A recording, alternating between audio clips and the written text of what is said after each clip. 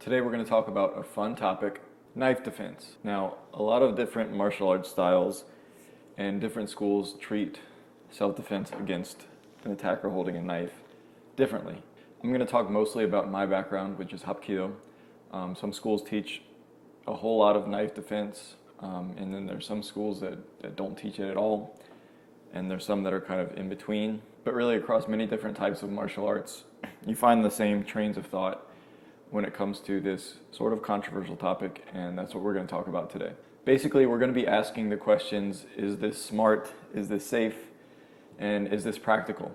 So obviously a knife introduced into a self-defense situation immediately heightens the stakes and immediately makes everything more dangerous and makes mistakes more costly. So you might hear some professionals or experts call certain schools McDojos if they have any type of knife or gun or any dangerous weapon defense in their curriculum, on the grounds that it would be silly and basically a death wish for you to try to physically defuse a situation involving a dangerous weapon like this. So the message from most martial arts styles, or at least what it should be, is hopefully these types of situations never happen to you and you should do everything in your power to avoid them. But in the rare case that they do happen, here's what you should do. So let's talk about knives for a second. If somebody approaches you holding a knife, I think it kind of falls into one of two categories. One being they're using the knife as a threat to get something out of you. They really have no intention of hurting you with it. They just want to use it as a tool to get something that they want. Or two, they are kind of crazy and they do want to use the knife to harm you, whether they know you or not, or for whatever the reason may be, they are trying to harm you with it. So there's really no way to 100% know the intentions of the attacker, but there are some clues that we can use to better serve us in these situations. Number one, if the attacker is trying to take something from you with the knife, if they're asking for some money or other material thing, my advice is to always just give that to them, get rid of it and worry about it later, as long as it's not endangering the life of you or anybody around. It's likely in these cases that that person falls under that first category, that they're not trying to harm you, they're just trying to get something. So instead of escalating the situation and trying to come up with a way to take the attacker down, it's always best to just get rid of it, get rid of whatever they need from you and move on and get somewhere safe and then figure out the details later. Of course, sometimes you are backed into a corner and this person is trying to harm you and you feel like you have no way out. Of course, if you do have a way out, always run away and get away as quickly as you can if you know you can get somewhere safe or somewhere more open with people around. Exhaust all of your resources before you have to rely on yourself physically to try to disarm this attacker. But let's talk about how some of these martial arts schools treat the subject of knife defense. I think some schools do get a lot of flack because they teach knife defense in such detail and in a way that tries to convince the student that this style and these techniques are immaculate and they will always work as long as you master them.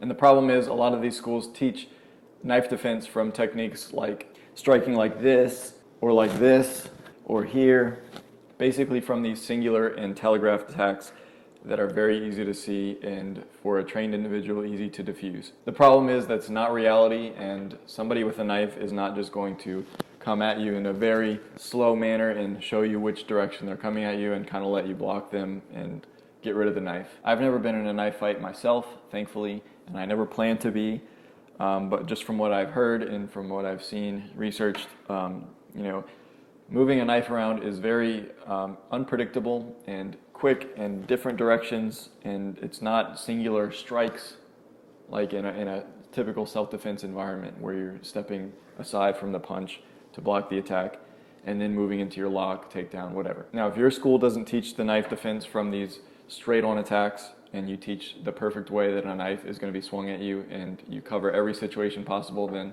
no, I'm not talking about you. I'm talking about the other schools. I just think it becomes very dangerous, not just with knife defense, but with anything that you teach your students under the wrong light, and that it would work in situations that it really wouldn't work, because the student is not going to know any better.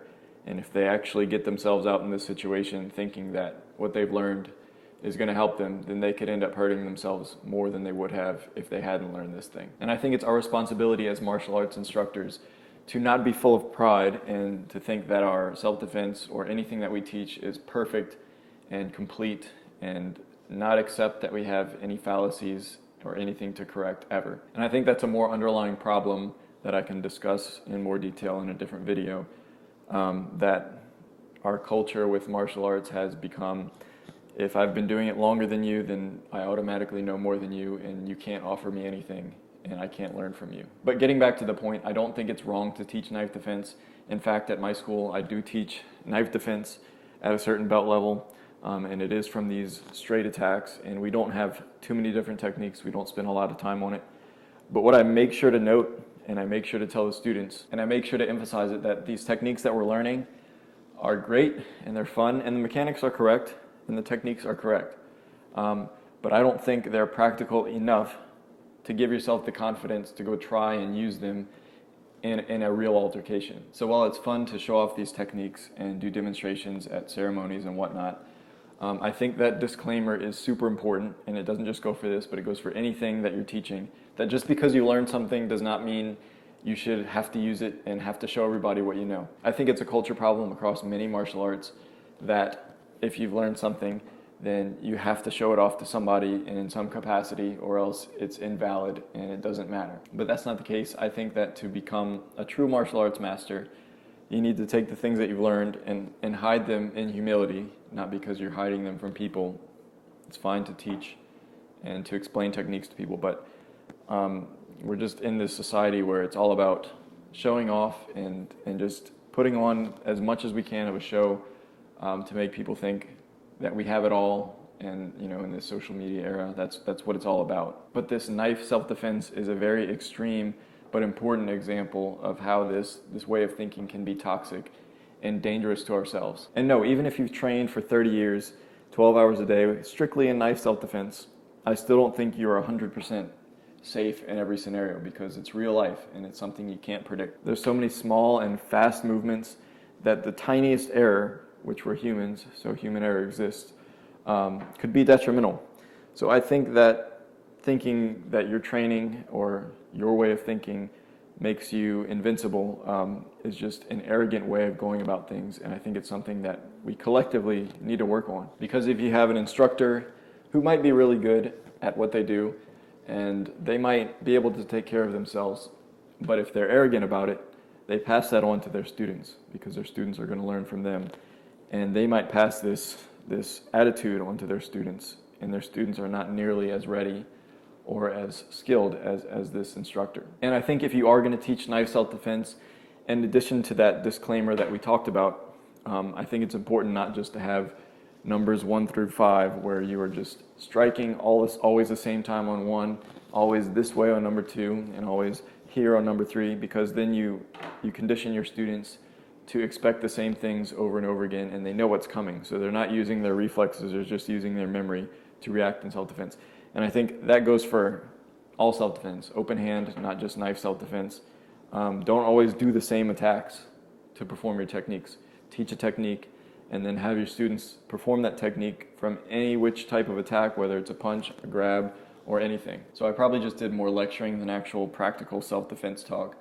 But that's okay. I feel strongly about this topic in general, and I hope this reaches somebody that it helps. So I'm not telling you that if you go to a school where the instructor teaches knife self-defense, then they're a fraud and you're wasting your money. I'm just saying to keep everything in perspective.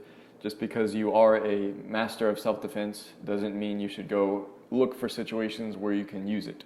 To me, I think it's more noble to spend years practicing these techniques and then making it your whole life, being able to avoid having to ever use them. That's not to discount self-defense. I spend a lot of time teaching and training in that, being a Hapkido practitioner. But I just hope that the message that I have in this video gets across to you. As I always say, martial arts is not about fighting and not about combat. It's about ourselves and making ourselves better from the inside out, and in turn helping those around us. Thank you guys for watching, and keep training.